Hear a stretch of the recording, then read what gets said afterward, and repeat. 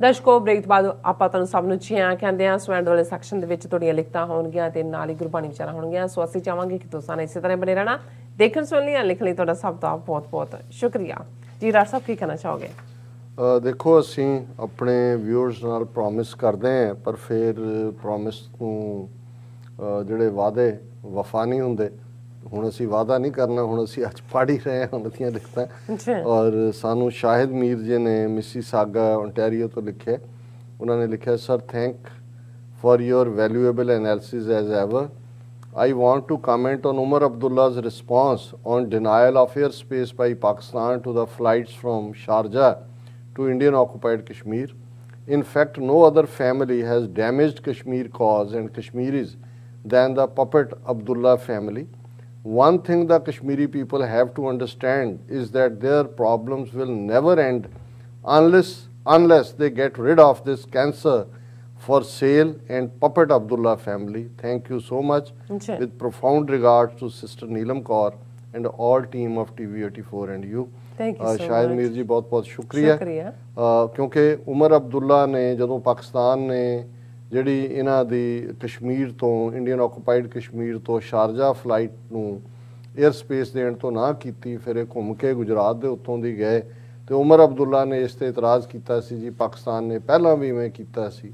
ਸੋ ਉਹਦੇ ਤੇ ਸ਼ਾਹਿਦ ਮੀਰ ਜੀ ਨੇ ਕਮੈਂਟ ਕੀਤਾ ਕਿ ਵੀ ਇਹ ਗੱਦਾਰਾਂ ਦਾ ਟੱਬਰ ਹੈ ਔਰ ਕਸ਼ਮੀਰੀਆਂ ਨੂੰ ਵੀ ਉਹਨਾਂ ਨੇ ਕਿਹਾ ਵੀ ਜਦੋਂ ਤੱਕ ਤੁਸੀਂ ਇਹਨਾਂ ਤੋਂ ਆਪਣੀ ਜਾਨ ਨਹੀਂ ਛਡਾਉਂਦੇ ਕੋਈ ਸਮੱਸਿਆ ਤੁਹਾਡੀ ਹੱਲ ਨਹੀਂ ਹੋਣੀ। ਔਰ ਮੈਂ ਇਸ ਦੇ ਨਾਲ ਸਹਿਮਤ ਹੈ। ਇਸੇ ਤਰ੍ਹਾਂ ਸਾਨੂੰ ਸੁਲੇਮਾਨ ਮੁਹੰਮਦ ਜੀ ਨੇ ਲਿਖਿਆ। उन्होंने लिखा कि डॉक्टर साहब एंड सिस्टर नीलम कौर, मेरा नाम सुलेमान मोहम्मद है और मेरी एज 29 साल है। मैं पाकिस्तान गुजरात से हूँ। इस वक्त मैं इटली में काम करता हूँ। मैं आपका शो 27 फरवरी 2019 से देख रहा हूँ। आपके पास जो नॉलेज है वो अल्लाह पाक हर किसी को दे, आमीन। सुलेमान मुहम्मद जी बहुत बहुत शुक्रिया। सचमुच ये रब दी ही बख्शिश हुंदी है। असी तां बड़े नाचीज़ हंकारी इंसान दी फितरत है, रब दी रहमत होए ते असी एक दूसरे तो सीखते हैं। ज्ञान जां नॉलेज तो बहुत हल्की चीज़ हुंदी है। रब जे अपनी मुहब्बत दे और वो असी सारियां च उस रब दा नूर उस दा ज़हूर देखिए, ये ही मैं समझदा भी असली कमाई भी है। फिर उन्होंने लिखा, प्यारे डॉक्टर साहब मुझे बाबा जी भिंडरा वाले की स्टोरी बताएं। मैं जब जब उनकी बातें अपने पापा जी से सुनता हूँ मुझ में बहुत जोश आता है। बस जब मैं वो नाम सुनता हूँ बाबा जी भिंडरा वाले, मुझे रोना आ जाता है। अभी भी बहुत मुश्किल से आपको लिख रहा हूँ, या मुझे आप बाबा जी की हिस्ट्री बताएं या कोई बुक बताएं प्लीज़ जो अच्छी तरह से उनकी लाइफ पे लिखी गई हो। आपके लिए दुआ गो हूँ। अदना साहब अल्लाह का बंदा सुलेमान मोहम्मद। मोहम्मद साहब सुलेमान जी तुसी साडे दिल नूं छुआ तुहाडी लिखत ने। तुहानूं सा जरनैल सिंह खालसा पिंडरां वाले जिहड़े हर जिहड़ा सिख आज़ादी पसंद है, गैरतमंद है, उस दे रगां दे विच वसदे ने, तुहानूं भी उन्हां दी शख्सियत ने कीलिया।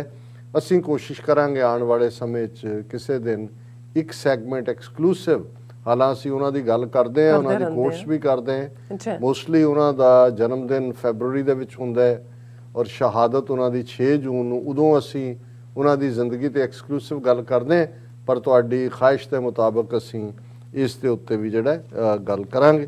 ਔਰ ਮੇਰਾ ਖਿਆਲ ਹੈ ਕਿ ਮੈਂ ਗੁਰਬਾਣੀ ਵਿਚਾਰ ਵੱਲ ਆ ਜਾਵਾਂ। ਔਰ ਜਿਵੇਂ ਅਸੀਂ ਇਸ ਸੈਗਮੈਂਟ ਦੇ ਵਿੱਚ ਗੁਰੂ ਗ੍ਰੰਥ ਸਾਹਿਬ, ਜਿੱਥੇ ਗੁਰੂ ਸਾਹਿਬਾਨ ਫਕੀਰਾਂ, ਬਾਬਾ ਫਰੀਦ ਗੰਜ ਸ਼ੱਕਰ, ਭਗਤ ਕਬੀਰ, ਭਗਤ ਰਵਿਦਾਸ, ਉਹਨਾਂ ਦੇ ਕਲਾਮ, ਉਹਨਾਂ ਦੀ ਬਾਣੀ ਸ਼ਾਮਲ ਹੈ, ਉਸ 'ਤੇ ਵਿਚਾਰ ਕਰਦੇ। ਗੁਰੂ ਨਾਨਕ ਸਾਹਿਬ ਦੀ ਬਾਣੀ ਜਿਹੜੀ ਜਿਸ ਸ੍ਰੀ ਰਾਗ ਵਿੱਚ ਜਿਹੜੇ ਉਹਨਾਂ ਦੇ ਸ਼ਬਦ ਨੇ ਉਸ ਦੇ ਉੱਤੇ ਅਸੀਂ ਵਿਚਾਰ ਕਰ ਰਹੇ। ਔਰ ਇਹ ਇਸ ਗੱਲ ਦਾ ਧਿਆਨ ਰਹੇ ਸਾਡੇ ਖਾਸ ਤੌਰ 'ਤੇ ਪਾਕਿਸਤਾਨੀ ਜਾਂ ਮੁਸਲਮਾਨ ਭੈਣ ਭਰਾ ਜਿਹੜੇ ਭਾਰਤ ਦੇ ਵਿੱਚ ਵੀ ਨੇ, ਕਿ ਗੁਰੂ ਗ੍ਰੰਥ ਸਾਹਿਬ ਸਮੁੱਚੇ ਤੌਰ ਦੇ ਉੱਤੇ ਸਿਰਫ ਤੇ ਸਿਰਫ ਇੱਕ ਰੱਬ ਅੱਲਾਹ ਤਾਲਾ ਵਾਹਿਗੁਰੂ, ਜਿਹਦੇ ਲਈ ਲਫ਼ਜ਼ ਵੰਡਰਫੁਲ ਹੈ ਕਿ ਜਦੋਂ ਤੁਸੀਂ ਸਾਰੀ ਕਾਇਨਾਤ ਦੇਖਦੇ ਹੋ, ਸੈਂਸ ਆਫ ਵੰਡਰ ਜਿਹਨੂੰ ਅਸੀਂ ਵਾਹ ਵਾਹ ਕਹਿੰਦੇ ਹਾਂ ਕਿ ਵਾਹੋ ਵਾਹੋ ਕਾ ਕੀਆ ਤਮਾਸ਼ਾ, ਉਸ ਦੀ ਖੇਡ ਹੈ, ਪਰ ਵਾਹ ਕੀ ਉਸ ਰੱਬ ਨੇ ਬਣਾਇਆ, ਇਹ ਉਸ ਦੀ ਸਿਫਤ ਸਲਾਹ ਹੈ, ਉਸ ਦੀ ਬੰਦਗੀ, ਉਸ ਦੀ ਯਾਦ, ਉਸ ਦੇ ਗੁਣਾਂ ਦਾ ਗਾਇਨ ਕਰਨਾ। ਉਹ ਰਹੀਮ, ਕਰੀਮ, ਰਹਿਮ ਜਿਹੜਾ ਉਸ ਦੇ ਕੋਲ ਹੈ। ਔਰ ਇਸ ਸ਼ਬਦ ਦੇ ਵਿੱਚ ਗੁਰੂ ਸਾਹਿਬ ਫਰਮਾਉਂਦੇ ਨੇ, ਕੁੰਗੂ ਕੀ ਕਾਇਆ ਰਤਨਾ ਕੀ ਲਲਿਤਾ, ਅਗਰ ਵਾਸ ਤਨ ਸਾਸ 68 ਤੀਰਥ ਕਾ ਮੁਖ ਟਿੱਕਾ, ਤਿਤ ਕਟ ਮਤ ਵਿਗਾਸ, ਓਤ ਮਤੀ ਸਾਲਾਹਣਾ, ਸੱਚ ਨਾਮ ਗੁਣਤਾਸ। ਕਿ ਜਿਹੜਾ ਇਨਸਾਨ ਰੱਬ ਦੀ ਸਿਫਤ ਸਲਾਹ ਕਰਦਾ ਹੈ, ਰੱਬ ਦੀ ਇਬਾਦਤ ਕਰਦਾ ਹੈ, ਰੱਬ ਦੇ ਨਾਲ ਜੁੜਿਆ ਹੋਇਆ ਹੈ, ਰੱਬ ਦਾ ਬੰਦਾ ਬਣ ਜਾਂਦਾ ਹੈ, ਉਹ ਇਵੇਂ ਹੀ ਹੈ ਕਿ ਉਸ ਦੀ ਸਾਰੀ ਬਾਡੀ ਕੇਸਰ। ਹੁਣ ਕੁੰਗੂ ਕੇਸਰ ਨੂੰ ਕਹਿੰਦੇ ਨੇ, ਤੇ ਅਸੀਂ ਜਾਣਦੇ ਹਾਂ ਕਿ ਕੇਸਰ ਦੀ ਖੁਸ਼ਬੂ ਕਸ਼ਮੀਰ ਵਾਦੀ ਕਸ਼ਮੀਰ 'ਚ ਦੁਨੀਆ ਦਾ ਬੈਸਟ ਕੇਸਰ ਹੁੰਦਾ ਹੈ। ਕਿ ਉਸ ਦਾ ਸਾਰਾ ਵਜੂਦ ਰੱਬ ਨੂੰ ਪਿਆਰ ਕਰਨ ਵਾਲੇ, ਰੱਬ ਦੀ ਇਬਾਦਤ ਵਾਲੇ ਦੀ ਸਮੁੱਚੀ ਕਾਇਆ, ਸਮੁੱਚਾ ਸਰੀਰ ਕੇਸਰ ਬਣ ਜਾਂਦਾ ਹੈ। ਰਤਨਾ ਕੀ ਲਲਿਤਾ, ਲਲਿਤਾ ਹੁੰਦਾ ਹੈ ਜ਼ਬਾਨ। ਕਿ ਜਿਵੇਂ ਜੂਲ ਉਹਨਾਂ ਦੀ ਚਮਕ, ਉਹਦੀ ਜ਼ਬਾਨ ਜਿਹੜੀ ਹੈ ਉਹ ਜੂਲਸ ਵਾਂਗ ਜਿਹੜੀ ਹੈ ਉਹ ਉਸ ਦੇ ਵਿੱਚ ਚਮਕ ਹੁੰਦੀ ਹੈ, ਕਿਉਂਕਿ ਅਸੀਂ ਕੀਮਤੀ ਜੂਲਸ ਨੂੰ ਮੰਨਦੇ ਹਾਂ। ਅਗਰ ਵਾਸ ਤਨ ਸਾਸ, ਅਗਰਬੱਤੀ, ਅਗਰ ਵੀ ਇੱਕ ਖਾਸ ਕਿਸਮ ਦੀ ਖੁਸ਼ਬੂਦਾਰ ਲੱਕੜ ਹੈ ਚੰਦਨ ਵਾਂਗ, ਕਿ ਉਸ ਦੇ ਚਾਰ ਚਫੇਰਿਓਂ ਰੱਬ ਦੀ ਯਾਦ ਦੀ ਖੁਸ਼ਬੂ ਆ ਰਹੀ ਹੁੰਦੀ ਹੈ। 68 ਤੀਰਥ ਕਾ ਮੁਖ ਟਿੱਕਾ। ਹੁਣ ਬ੍ਰਾਹਮਣਾਂ ਨੇ 68 ਤੀਰਥ, 8 ਤੇ 60 ਬਣਾਏ ਹੋਏ ਨੇ, ਤੇ ਉਹਨਾਂ ਨੇ ਕਿਹਾ ਵੀ ਉਹ ਸਾਰੇ 68 ਤੀਰਥ ਇਕੱਠੇ ਕਰ ਲਓ, ਤੇ ਜਿਹੜਾ ਰੱਬ ਦੀ ਯਾਦ ਦੇ ਵਿੱਚ ਜੁੜਿਆ ਹੋਇਆ ਬੰਦਾ ਹੈ, ਇਹ ਮਾਨੋ ਉਸ ਦੇ ਮੱਥੇ ਤੇ ਲੱਗਾ ਟਿੱਕਾ ਹੈ।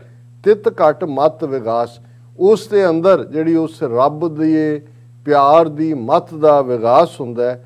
ਓਤ ਮਤੀ ਸਾਲਾਣਾ, ਸੱਚ ਨਾਮ, ਉਸ ਮਤ ਨੂੰ ਸਲਾਹੋ, ਉਸ ਵਜੂਦ ਨੂੰ ਸਲਾਹੋ।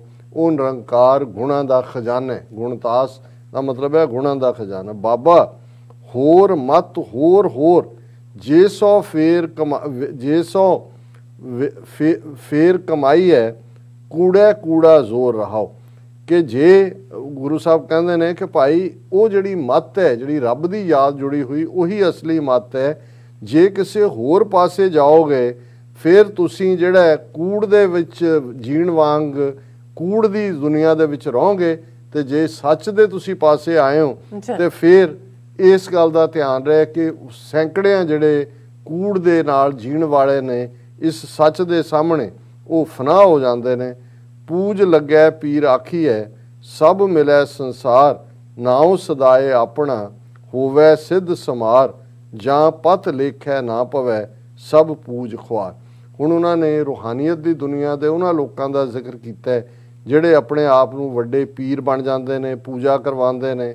ਦੁਨੀਆ ਜਿਹੜੀ ਉਹਨਾਂ ਦੇ ਮਗਰ ਲੱਗੀ ਹੁੰਦੀ ਹੈ, ਖੁਦ ਹੀ ਉਹ ਵੱਡੇ ਪੀਰ, ਵੱਡੇ ਸਿੱਧ ਕਹਾਉਂਦੇ ਨੇ, ਜਾਂ ਪਤ ਲੇਖੈ ਨਾ ਪਵੈ। ਪਰ ਇੱਕ ਗੱਲ ਦਾ ਧਿਆਨ ਰਹੇ ਕਿ ਜੇ ਰੱਬ ਦੀ ਦਰਗਾਹ ਵਿੱਚ ਉਹਨਾਂ ਦੀ ਕਬੂਲੀਅਤ ਨਹੀਂ ਹੈ, ਤੇ ਦੁਨੀਆ ਦੇ ਵਿੱਚ ਜਿੰਨੀ ਮਰਜ਼ੀ ਆਪਣੀ ਪੂਜਾ ਪ੍ਰਤਿਸ਼ਠਾ ਕਰਵਾ ਲੈਣ, ਉਹਨਾਂ ਨੂੰ ਰੱਬ ਦੀ ਦਰਗਾਹ 'ਚ ਢੋਈ ਨਹੀਂ ਮਿਲੇਗੀ। ਜਾਂ ਪਤ ਲੇਖੈ ਨਾ ਪਵੇ, ਸਭਾ ਪੂਜ ਖੁਆਰ। ਕਿ ਸਾਰੀ ਬਾਕੀ ਜਿਹੜੀ ਪੂਜਾ ਹੈ, ਦੁਨੀਆ ਦੀ ਮਾਨਤਾ ਹੈ, ਉਹ ਸਿਰਫ ਤੇ ਸਿਰਫ ਖੁਆਰੀ ਹੈ। ਜਿਨ ਕੋ ਸਤਿਗੁਰ ਥਾਪਿਆ, ਤਿਨ ਮੇਟ ਨਾ ਸਕੈ ਕੋਏ, ਉਹਨਾਂ ਅੰਦਰ ਨਾਮ ਨਿਧਾਨ ਹੈ, ਨਾਮੋ ਪ੍ਰਗਟ ਹੋਏ, ਨਾਉ ਪੂਜੀਐ ਨਾਉ ਮੰਨੀਐ, ਅਖੰਡ ਸਦਾ ਸੱਚ ਸੋਏ। ਕਿ ਜਿਨ੍ਹਾਂ ਦੇ ਉੱਤੇ ਸਤਿਗੁਰੂ ਦੀ ਰਹਿਮਤ ਹੈ, ਅਕਾਲ ਪੁਰਖ ਨੇ ਉਹਨਾਂ ਨੂੰ ਥਾਪਿਆ, ਉਹਨਾਂ ਨੂੰ ਕੋਈ ਮਿਟਾ ਨਹੀਂ ਸਕਦਾ। ਉਹਨਾਂ ਦੇ ਅੰਦਰ ਨਾਮ ਦਾ ਖਜ਼ਾਨਾ ਹੁੰਦਾ ਹੈ। ਉਹ ਨਾਮ ਉਹਨਾਂ ਦੇ ਹਰ ਜਿਹੜਾ ਉਸ ਅਹਿਸਾਸ 'ਚੋਂ ਪ੍ਰਗਟ ਹੋ ਰਿਹਾ ਹੁੰਦਾ ਹੈ। ਉਹ ਸਿਰਫ ਤੇ ਸਿਰਫ ਰੱਬ ਦੇ ਨਾਮ ਨਾਲ ਜੁੜੇ ਉਹਦੀ ਇਬਾਦਤ ਕਰਦੇ ਨੇ, ਕਿਉਂਕਿ ਉਹਨਾਂ ਨੂੰ ਇਸ ਗੱਲ ਦਾ ਇਲਮ ਹੁੰਦਾ ਹੈ, ਇਸ ਗੱਲ ਦਾ ਅਹਿਸਾਸ ਹੁੰਦਾ ਹੈ, ਇਸ ਗੱਲ ਦਾ ਗਿਆਨ ਹੁੰਦਾ ਹੈ।